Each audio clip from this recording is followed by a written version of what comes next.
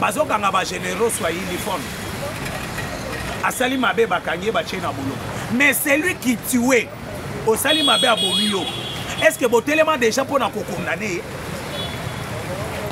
parce que monto na boloko lobi bakotika epé akosala ba recours na e ba trouver kazana raison ako trouver grâce présidentielle bakotika ye mais oya bandaki koboma sikoyo oya bomaki bomi tuna pona koyeba ke pourquoi bomaki est-ce que bosenga justice pona bandeko wana bakufa quand tu me vois kamati avion au crash avion mais crash avion to moni 2 semaines après bateau bazalaki na crash bakomi ba autorité na mboko matata mponyo premier ministre Marcelin Tshisambo gouverneur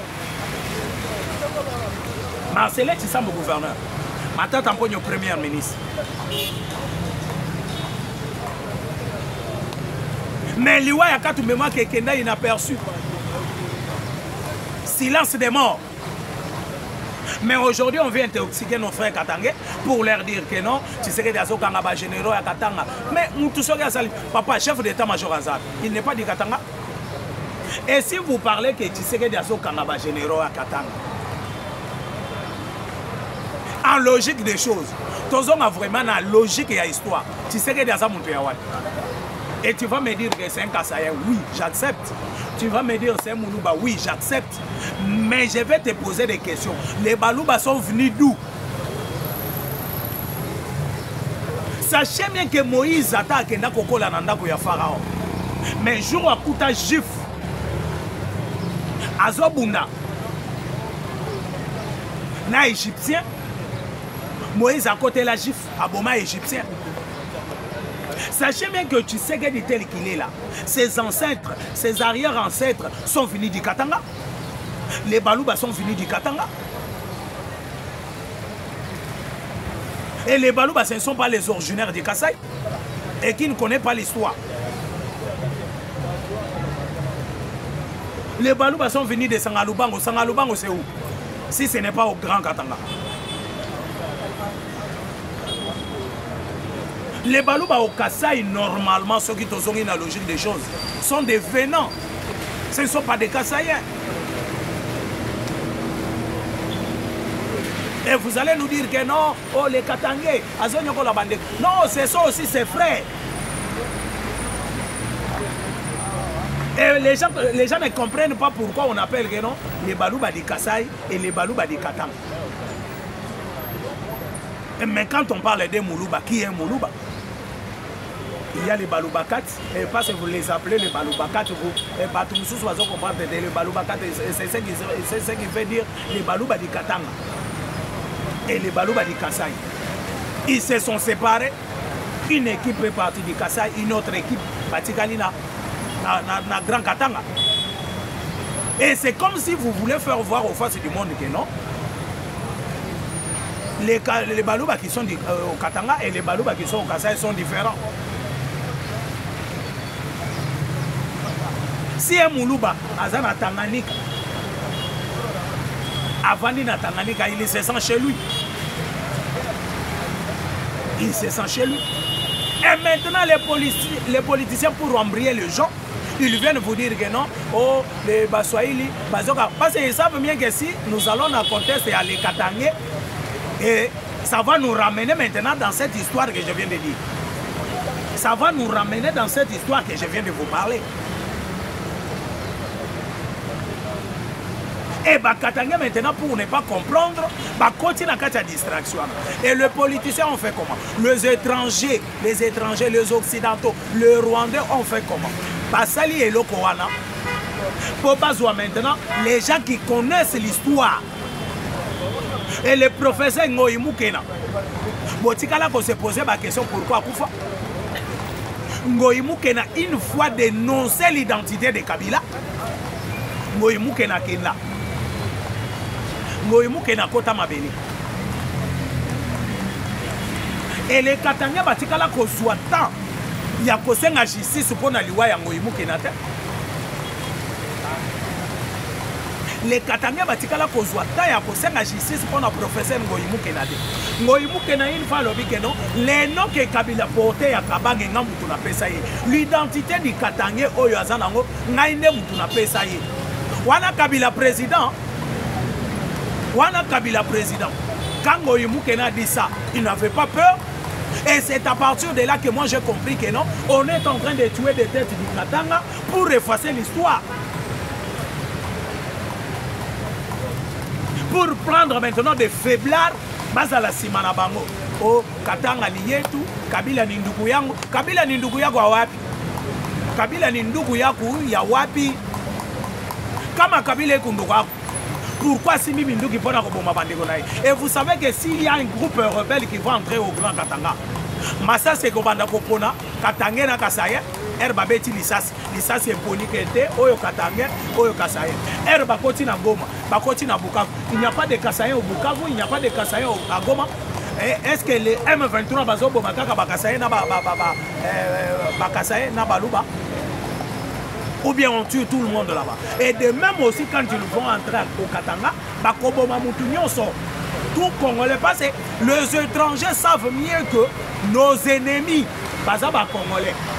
Les étrangers ne savent pas dans leur tête que non, les ennemis sont des Balouba, sont des Kassaïens non plus. Les Congos appartiennent aux Congolais. Aujourd'hui, vous avez vu Antipas Moussa Nyamwisi.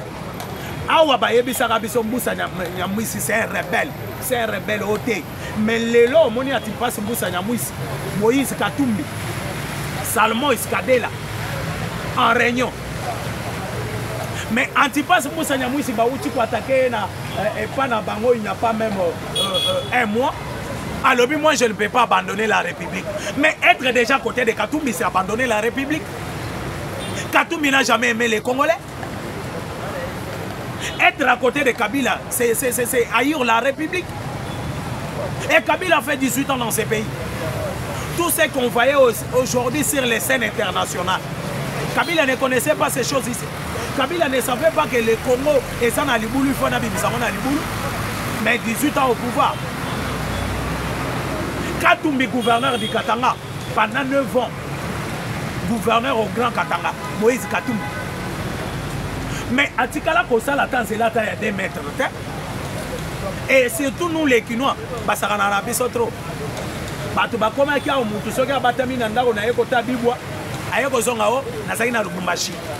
Nazali na Lubumbashi. Oh, est-ce que osokoma Lubumbashi za kitoko koleka na Kinshasa? Est-ce que tu as été déjà à Lubumbashi? Osokoma Lubumbashi. Oyebi ata veni mo wa Lubumbashi. Et de même aussi na batu bazala na ba province. Bazola qui s'est blevoir. Balakisi kota baluku sawana. Bamatisi kota barompe Mandela. Kamere zola qui s'est na TV vandi na soki na kana ngazali, soki na Mujima, soki na Bandundu, soki na Lubumbashi, soki aza na Équateur, soki aza na Goma. Bazola qui s'est kini yango. Il faut na kende Kinshasa. Aye Kinshasa siko a se retrouver na Barumbu na Kabamba. Aleli. Aïe, qu'on a Kinshasa, à se retrouver dans Makala, à se retrouver dans Massif, à se retrouver dans Ndji. Donc lui pensait que Kinshasa m'a besoin d'un monaki blevoir. Et de même aussi avec Katanga. Katanga va sur la question des 3 avenues. La question moi rompe moi le roi au Fandio. Après on te dit que non, Tala Moïse n'est pas bon ici Katanga. Et Botou Nabiso va tout tourner Katanga, Botou Nabiso. Katanga Moïse a dit qu'il a un mètre. Et d'ailleurs, Jacques Kiaboula, à l'époque, Katanga est Banzela et Minene. Katanga est un bâtiment administratif. Katanga est un bâtiment à l'État et Minene.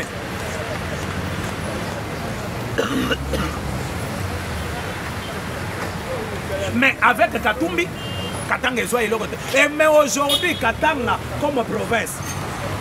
Katumbi a koki ko bongisa ngote. Et si Katumbi sera président de la République, là ko bongisa siko Congo. Il fallait tout le monde et le Kwamouke ba pesa non. Mais demi-continent au nda ko bongisa. Et pourquoi les étrangers, tous ces étrangers là qui sont dans notre pays, balingi kaka kombre ba congolais.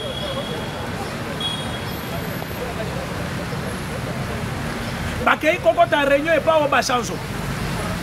Et je me pose des questions. Kabila Zaki n'est pas au bachanzo. Asololina au bachanzo. Aujourd'hui c'est Katumbi qui n'est pas au bachanzo.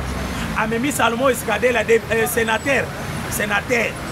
Akei ko sangalana bateau et basali ko sala lobbying Yakobo Mamboka. Et tout ça c'est quoi? Selon eux, voyez bien que les États-Unis d'Amérique basali ko collaborer bien dans Nigeria. Comme le Nigeria va collaborer parce que en Afrique, le pays le plus riche d'Afrique c'est le Nigeria. C'est grâce aux États-Unis d'Amérique que le Nigeria a commis le pays le plus riche. Et maintenant, comme vous voyez bien que les États-Unis ont collaboré bien en Nigeria, il fallait voir maintenant les cadres ou bien Bakozi à Nigeria, les autorités à Kuna Nigeria, Bakoki Kwede Bissona lobbying sale de contrer maintenant Makambo et Lingé Salemana Congo. Mes chers amis, vous êtes en retard. Aujourd'hui, nous sommes le 11 ou le 12, je pense. Dans 3 jours, fini par ce que tous nos projets étaient déjà déposés chez les Américains. Rwanda a déposé un projet naïe. Congo a déposé un projet naïe. Et le 15, le projet a déjà signé. L'accord est signé déjà. Et d'ailleurs, ce que moi je peux vous dire, je trouve que dire que les accords seront signés, et ça peut-être Kolobakaka. Parce que vous n'allez pas me dire que le pays qui n'a pas les accords entre les deux, mais les sociétés déjà, il y a des pays et ils ont déjà essayé de continuer. Parce que je suis devant les caméras. Il y a au moins 5 sociétés. 5 sociétés, grandes sociétés américaines, Oyo Baza déjà dans la République démocratique du Congo.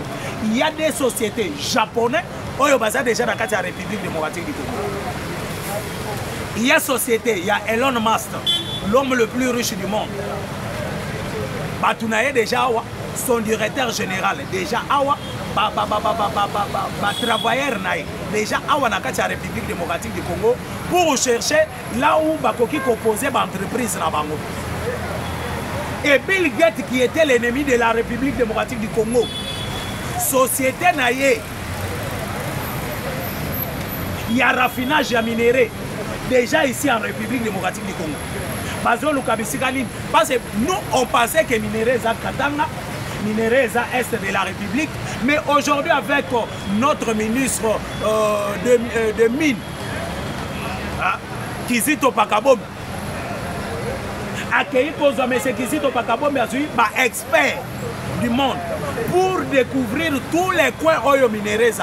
Mes chers amis, pour votre information, na ebisa kibino na ba émission passée na koyebisa bino quelle sorte de minéraux qu'on a découvert d'abord au Congo central.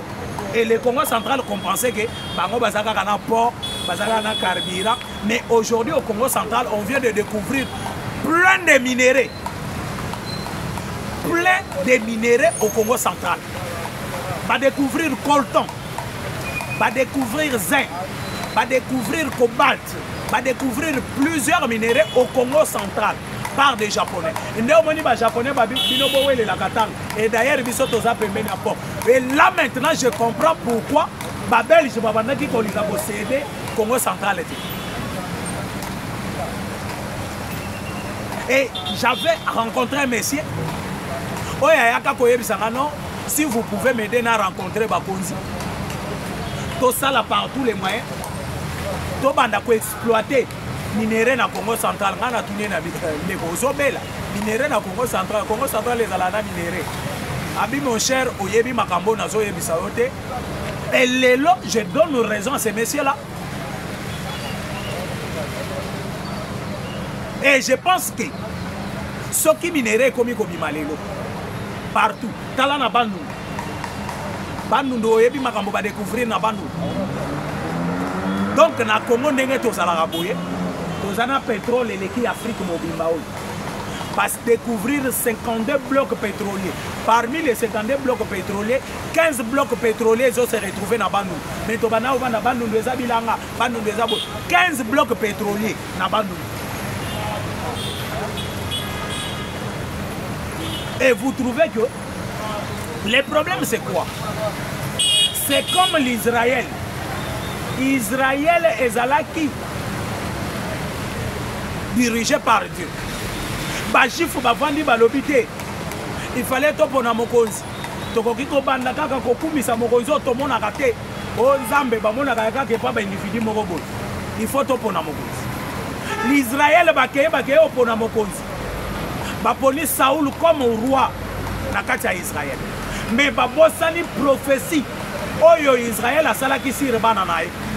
Mais tant que Saoul azalaki, il y a tribu, il y a Lévi. Ba Lévi bazalaki na nini na prophétie oyo Israël apesaki sir bana nae. Ba Lévi balingaki bazala ba chef te na kati ya Israël. Ba Lévi baza basala ensemble. Mais par influence ou bien par masse, par elongi, batali balobi non, le roi c'est Saoul, papa c'est Saoul. Israël est tambola na malédiction sur malédiction.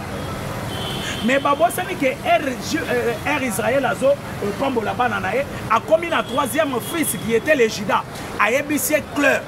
Abi Juda, tu seras le chef de tes frères. Et le sceptre royal ne quittera pas ta maison. Et l'ingénieur yabo konse kolongwa kananda kunayote. Mais quand il s'agit maintenant de choisir un roi, bakei kozwa roi na tribu oyo balobaki ke non baza basala nzambe bakobanda kosambela pona bandeko na bango. Et Israël est tambola bien te. Mais herbaye kozwa David bazongesi place à Saoul. Israël est changé makambo nyonso.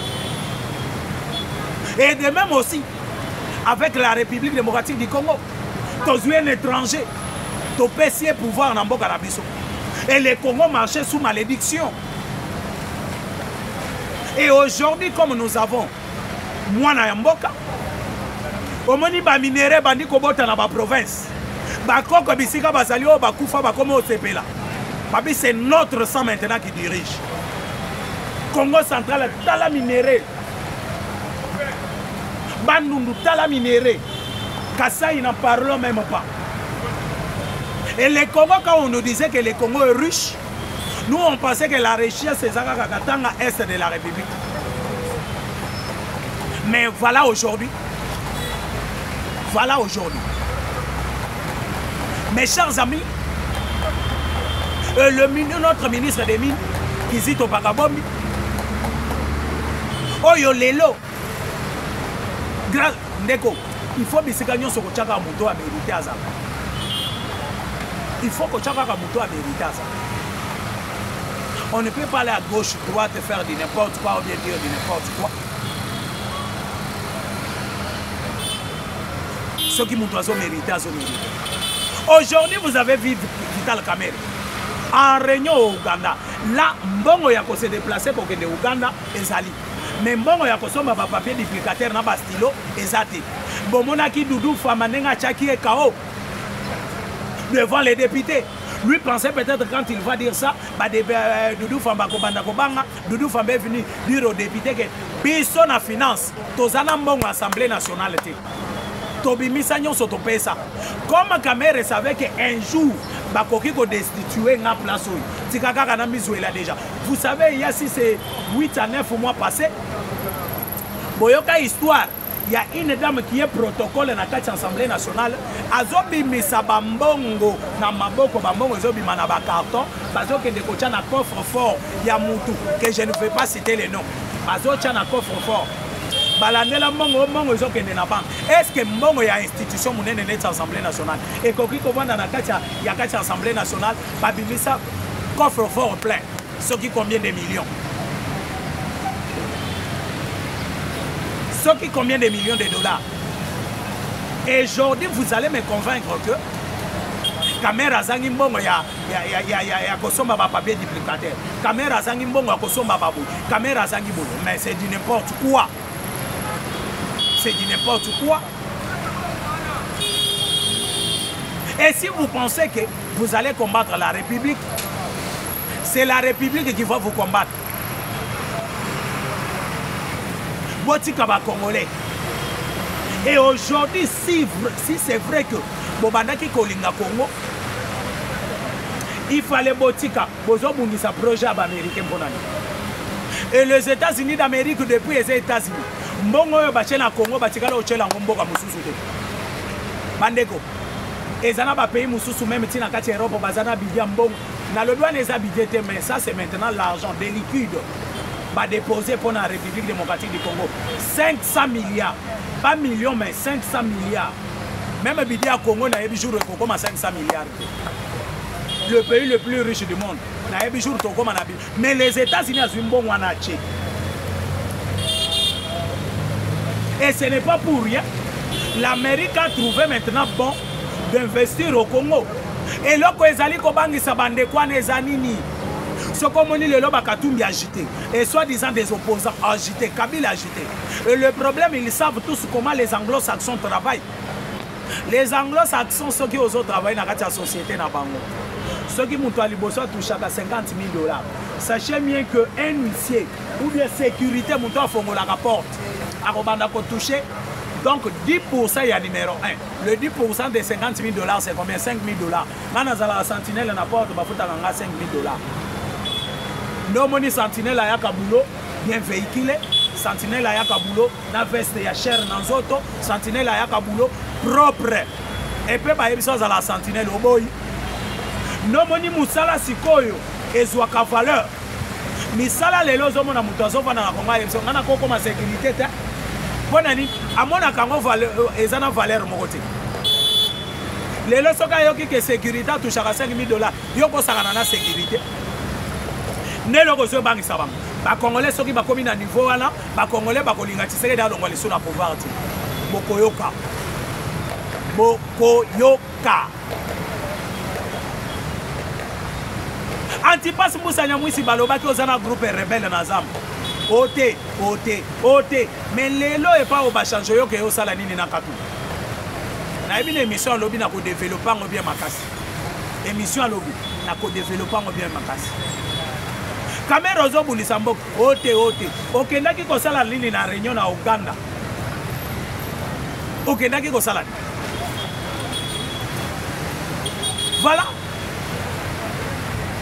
Voilà comment vous étouffez la République. Et ça prouve maintenant, même au Congolais, à aveugle, mais Mato et Naezoyo. Même au Mato et Naezoyo, mais Ezoyo Kate, mais mis sur Naezo monde. Du moins, on a la sourde miwe, ne au Koyo Kate,